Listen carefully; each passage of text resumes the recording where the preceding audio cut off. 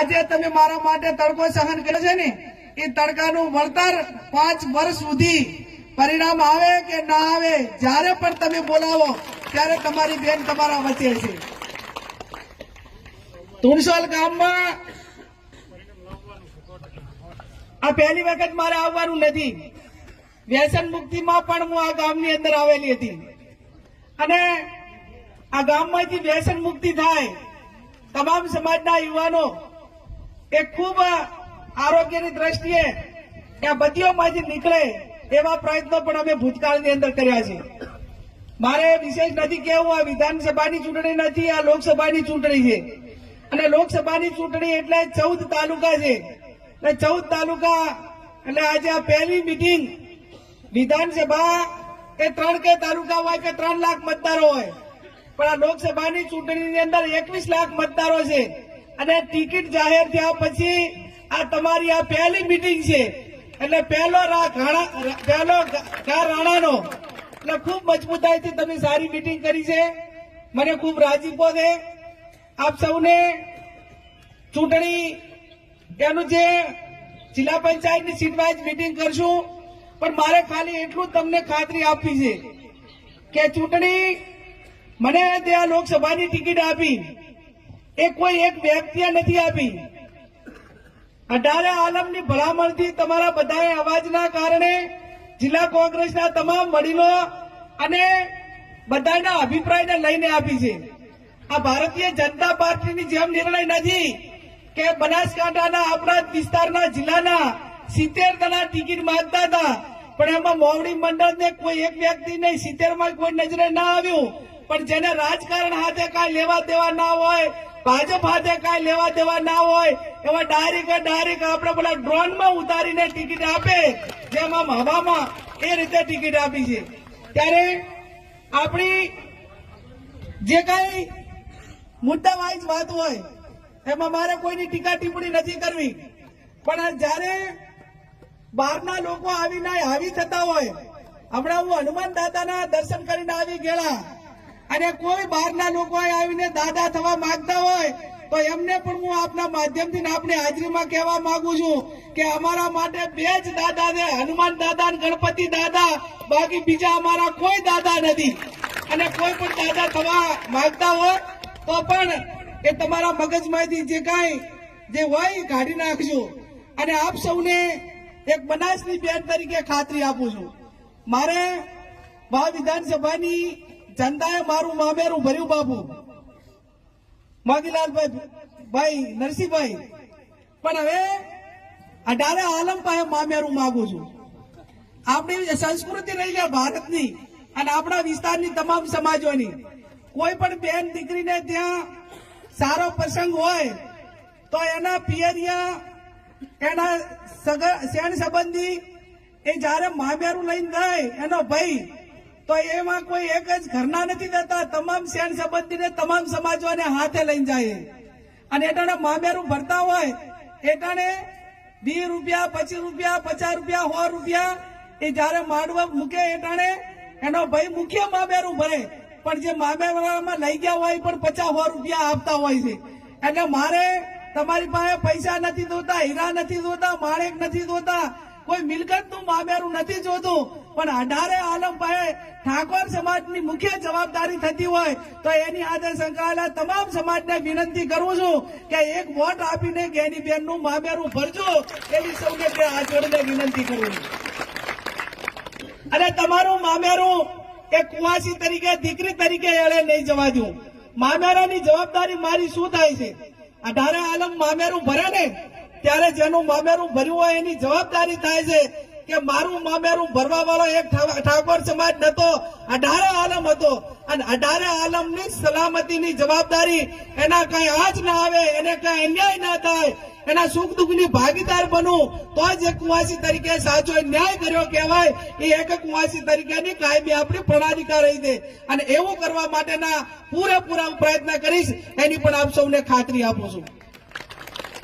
થાય તો તમારું સારું કરીશ, ટાપુ કરીશ, સુખ દુઃખની ભાગીદાર બનીશ.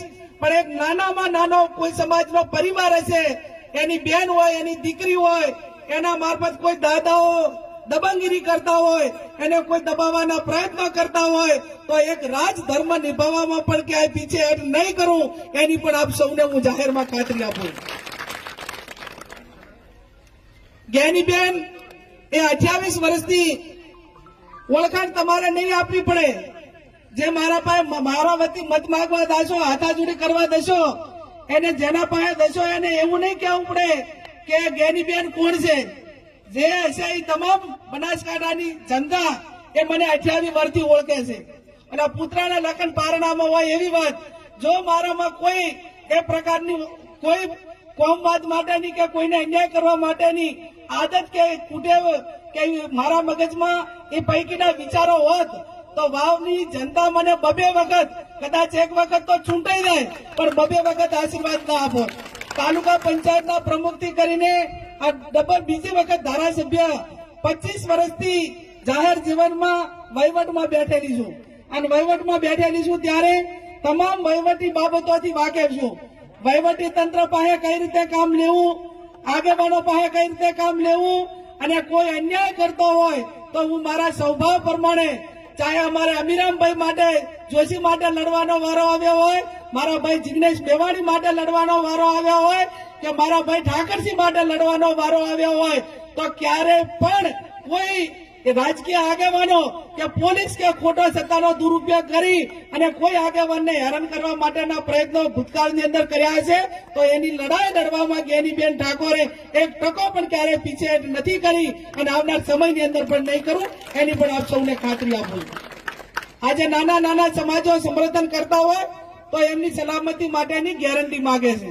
હું ઠાકોર સમાજને પણ વિનંતી કરું છું કે આજ તમારી ભલે જનસંખ્યા ઘણી હોય પણ જયારે તમે હવે જવાબદાર થયા છો, આટલી વાર વાવ વિધાનસભાના તાલુકા પૂરતું હતું પણ હવે સમગ્ર જિલ્લાની અંદર જયારે તમને અગ્રેસિવ માનીને જે અગાઉ કહ્યું એ પ્રમાણે ઠાકોર સમાજની દીકરીને, ઠાકોર સમાજને કોઈ પાર્ટીએ ટિકિટ આપી હોય, કોંગ્રેસ પાર્ટીએ ટિકિટ આપી હોય તો આ 75 વર્ષની અંદર એ ઠાકોર સમાજને પહેલી વખત ટિકિટ મળી છે.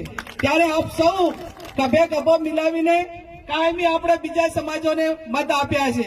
જિલ્લા પંચાયતમાં આપ્યા, તાલુકા પંચાયતમાં આપ્યા, ગ્રામ પંચાયતની ચૂંટણીઓમાં આપ્યા, વિધાનસભામાં આપ્યા, લોકસભામાં આપ્યા. આ 75 વર્ષની અંદર તમામ સમાજના જેટલા ઉમેદવારો ચૂંટણી લડ્યા એને કાયમી ઠાકોર સમાજે વોટ આપ્યા છે. તો આ વખતે ઠાકોર સમાજ તો અગ્રેસિવ છે જ. તમે તો મને તમારી દીકરી ગણીને, બેન ગણીને તમે મને વોટ આપવાના છો, પણ મારા વતી ક્યાંક હાથાજોડી કરવા આવી પડે, ક્યાંક મારા આગેવાનોને, ગંઢિયાને, વડીલોને મારા વતી ક્યાંક થાળીઓ નમાવવું પડે તો પણ નમાવજો. અને નમે તે સૌને ગમે. તમે આજ કોકની પાસે નમીને વોટ માંગશો તો આવતીકાલે તમારે પણ બધાને મદદ કરવાની જવાબદારી તમારી ઠાકોર સમાજની પણ છે. ત્યારે આપ સૌ ફરી વિશેષ ના કહેતા, આપ સૌને આજે આ તડકે અત્યારે તપ્યા છો અને મુશ્કેલી સહન કરી છે, એનું વળતર આવનાર સમયની અંદર આપી અને તમારો બદલો ઉતારવા માટેનો પ્રયત્ન કરીશ. આ લાગણી છે એટલે આટલા બધા ભેગા થયા છો, નહીતર લાગણી ના હોય ને તો બસો ખાલી જાય છે, મંડપે ઠાલાઠમ પડ્યા હોય છે ને, બેહવાની ખુરશીઓ હોય ને તો ખુરશીઓ ખાલી ખમ પડી હોય છે. પણ હું જાણું છું કે તમારો પ્રેમ છે, સ્નેહ છે, લાગણી છે અને લાગણી છે એટલા માટે કરીને આ તડકે તપો રહ્યા છો અને એની કદર એ અમારા દિલમાં તમારા માટેનું કાયમી સ્થાન રહેશે, એની પણ આપ સૌને ખાતરી આપું છું. ફરી જે પ્રમાણે ચૂંટણીનો કાર્યક્રમ થાય એ પ્રમાણે તમારા લોકો બધા જ વચ્ચે આવવા માટેનો પ્રયત્ન કરીશ. પણ આજ જે રીતે તમે બધા અહીંયા આ મિટિંગમાં આવ્યા છો એને ડબલ તાકાતથી ફોર્મ ભરવાનું હોય ત્યારે રામચંદ્ર ભગવાનને લંકા જવા માટે સેતુ બાંધવાનો હતો.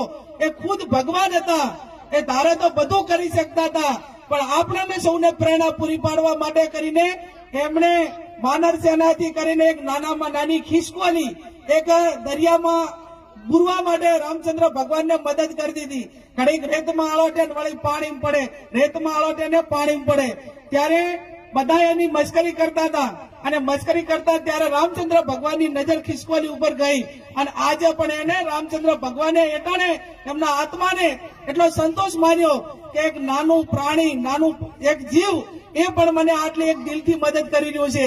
અને એ ટાઈમે ખિસકોલી આપી સામે લોકો જે મસ્કરી કરતા હતા એને જવાબ આપ્યો કે મારી ભાવના ભલે હું કામ ઓછું કરી ગયું પણ મારી ભાવના એ આ અસત્ય સામે સત્યની લડાઈ લડવામાં રામચંદ્ર ભગવાનને મદદ કરવાની છે.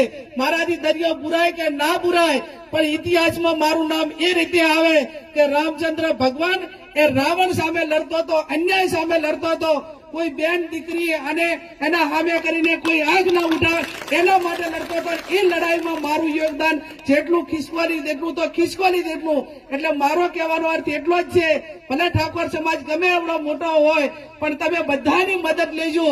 નાનામાં નાનો સમાજ હોય એ સમાજને તમારી સાથે લેજો અને એ સમાજ તમારી સાથે રહીને આ એક અસત્ય સામે સત્યની લડાઈ લડવાની રહે.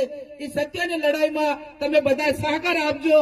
એ જ શબ્દ સાથે ફરી આપ સૌ અહીં મોટી સંખ્યામાં હાજર રહ્યા એ બદલ આપ સૌનો ખૂબ ખૂબ હૃદયપૂર્વક આભાર માનું છું.